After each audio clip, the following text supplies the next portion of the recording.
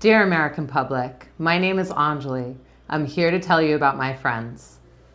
I've been a close friend of Nicole Doan and Rachel Churwitz for over a decade. For 6 of those years, these women have been crushed by the same FBI, DOJ, and media playbook used to try and destroy the lives of others you're hearing about today.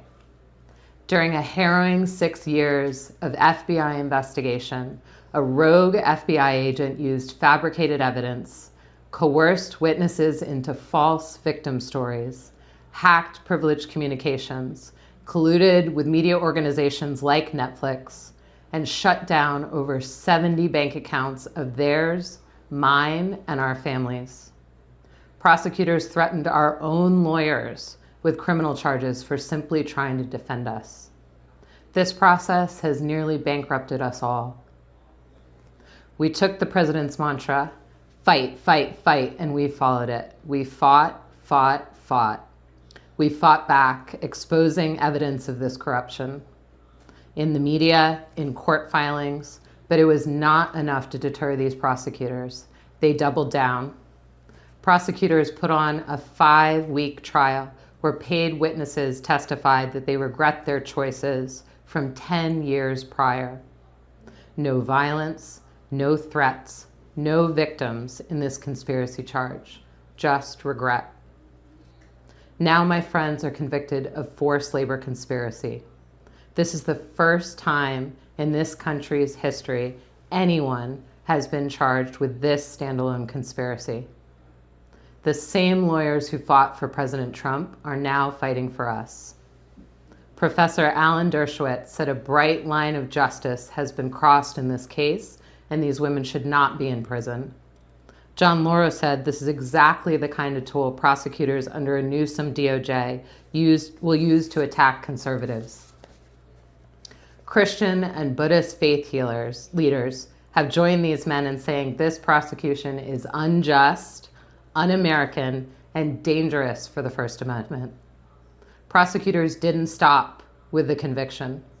They are now seeking the statutory maximum sentence, 20 years. They want to sentence my friends based on further false charges that were never brought up in trial. They're aiming to smear my friends in any way possible to ensure that their own crimes don't come to light. My friends are not the only people who have been targeted. One of the hardest things to see is how this is a playbook, one that is being used over and over against innocent Americans. Prosecutors are stretching the Trafficking Victims Protection Act, called the TVPA, far beyond its scope, using the salacious allegations in our case to distract from what's an inappropriate use of the statute. 5 months before the indictment, Netflix aired a true crime movie using a fabricated diary read aloud by a government witness. The filmmakers helped create the evidence. 4 weeks before trial, prosecutors admitted that this evidence was fake.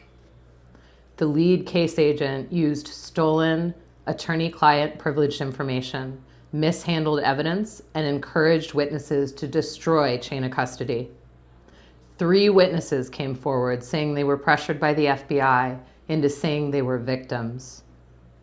One of the defendants who refused to turn victim was arrested at 7 a.m. at gunpoint with 10 SUVs and helicopters.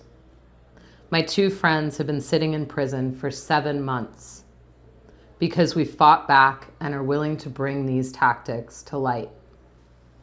The narrative the government is depicting is not my friends' true legacy. This is their legacy.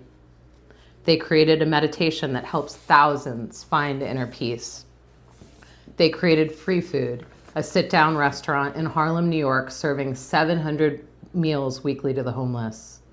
Their prison monastery program has transformed the lives of over 200,000 inmates and corrections officers. These women have not stopped their good work since being sent to prison 7 months ago. They teach meditation courses and hold daily walking groups to help the women get healthy. Nicole recently published a best-selling book from prison, which is being celebrated by officers and inmates alike. My friends don't belong in prison cells. They are innocent. They belong out in the world, changing lives for the better. Please help us get the truth out. Pass this on, share it with your friends, read Nicole's book called Jailbirds in Flight. Help my friends get out of prison.